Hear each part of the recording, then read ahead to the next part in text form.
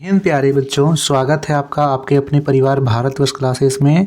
4 नवंबर 2023 को आप सभी को क्लास 10 का विज्ञान का वीकली टेस्ट लिया जाएगा और इस वीडियो में हम लोग करने वाले हैं विज्ञान के most important question, very important question जो कि आपके एग्ज़ाम में डायरेक्ट पूछे जाएंगे और यह क्वेश्चन आप सभी को फाइनल एग्ज़ाम 2024 में भी बहुत मदद करेंगे। तो इन क्वेश्चंस को आप नोट कीजिएगा बच्चा, मोस्ट इम्पॉर्टेंट क्वेश्चंस है। चलिए स्टार्ट करते हैं। सबसे पहला प्रश्न आप सभी के सामने यह पूछा गया है, मेंडल ने अपने प्रयोग किस पौधे पर किए? मटर, आम, चना या इनमें से कोई नहीं। क्या हो सकता है इसका सही उत्तर?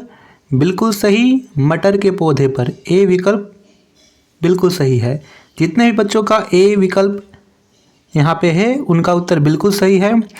यहाँ पे मटर के पौधे पर मेंडल ने अपने प्रयोग किए थे। दूसरा प्रश्न पूछा गया है, इनमें से कौन सा गुणसूत्र शिशु का लिंग मादा निर्धारित करता है? देखिए यहाँ पे जो मादा बतलाना है, यानी इस गुणसूत्र से वह लड़की होगी। XX, XY, YY या इनमें से कोई नहीं। सही विकल्प होगा XX। यहाँ पे जो X और X मिलेगा तो यहाँ पे शिशु का लिंग मादा होगा, यानी वो लड़की होगी। यहीं आपसे पूछा जाए कि शिशु का लिंग नर निर्धारित हो कि वह लड़का होगा तो यह कौन सा गुणसूत्र बताता है? तब यहाँ पे आपका उत्तर XY होता। तो आप लिख लीजिए XY पुरुष और XX यहाँ पे मादा यानी महिला होगी।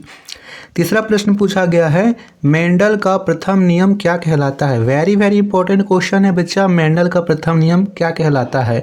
जैव विकास का नियम, मेंडल का स्वतंत्र विन्यास का नियम, पृथक्करण का नियम या फिर आनुवंशिकता का नियम? सही उत्तर होगा पृथक्करण का नियम। सी विकल्प बिल्कुल सही है। मेंडल का स्वतंत्र विन्यास का नियम ये मेंडल का द्वितीय नियम कहलाता है। तो मेंडल का सेकेंड नियम है, उसे हम कहते हैं मेंडल का स्वतंत्र विन्यास का नियम। ठीक है। चौथा प्रश्न, होमोसेपियंस यानी होमोसेपियंस मानव को कहा जा रहा है, तो इनका उद्भव कहाँ से हुआ था? होमोसेपियंस मानव का वैज्ञानिक नाम है। इनका उद्भव कहाँ से हुआ था? अमेरिका, अफ्रीका, एशिया या फिर ऑस्ट्रेलिया? क्या होगा सही उत्तर? बिल्कुल सही, अफ्रीका से इनका उद्भव हुआ था। बी विकल्प सही उत्तर है। पांचवा प्रश्न पूछा गया है, मानव युग्मक में गुणसूत्रों की संख्या कितनी होती है? 23, 46, 21 या फिर 36?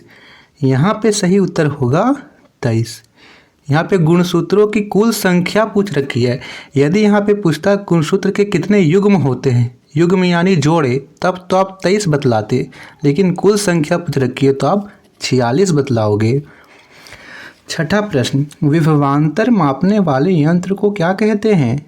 वोल्टमीटर, आमीटर, ओडोमीटर या इनमें से कोई नहीं। सही विकल्प होगा वोल्टमीटर, है ना। वोल्टमीटर होता है, इसे हम लोग विभवांतर मापते हैं। सातवां प्रश्न है, विद्युत बल्ब का तंतु बना होता है। विद्युत बल्ब का जो तंतु वो किस धातु से बना होता है? सोने का, लोहे का, टंगस्टन का या इनमें से कोई नहीं। सही उत्तर होगा टंगस्टन का। ठीक है। आप सभी को इस वीडियो के कमेंट में बताना है कि टंगस्टन का जो तापमान है वो कितना होता है, गलनांक। ये गलनांक बिंदु बताना है कि टंगस्टन का गलनांक कितना होता है। आठवां प्रश्न दे रखा है, ओम के नियम का सूत्र है। ओम के नियम का सूत्र क्या होता है? ये तो सभी को याद होगा, V बराबर I/R, यानी विकल्प ए बिल्कुल सही उत्तर होगा। नौवां प्रश्न है, तार की लंबाई बढ़ने से चालक तार का प्रतिरोध होता है, बढ़ता है या घटता है? क्या होता है यहाँ पे? घटता है, बढ़ता है, कोई परिवर्तन नहीं या इनमें से कोई नहीं। तो जब हम तार की लंबाई बढ़ा रहे हैं तो चालक तार का प्रतिरोध बढ़ेगा। बी विकल्प सही उत्तर है। 10वां प्रश्न, बैटरी से किस प्रकार की धारा प्राप्त होगी? तो याद रखना है बैटरी से हमेशा दिष्ट धारा प्रवाहित होती है, डायरेक्ट करंट यहाँ पे सही उत्तर होगा। 11वां प्रश्न दे रखा है, शुद्ध सोना कितने कैरेट का होता है? 24, 22, 20 या 30।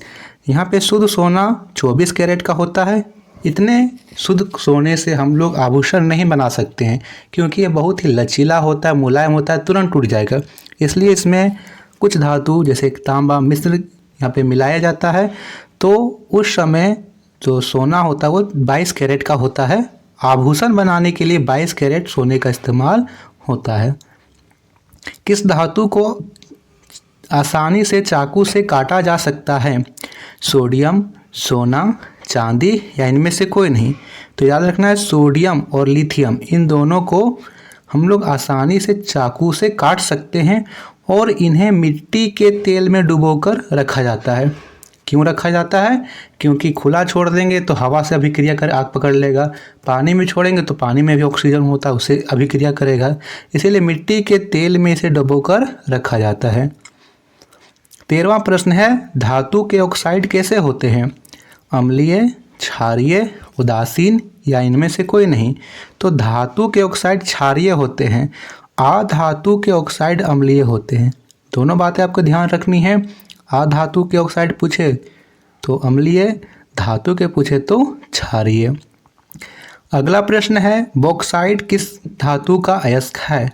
सोना, एल्यूमिनियम, लोहा या इनमें से कोई नहीं।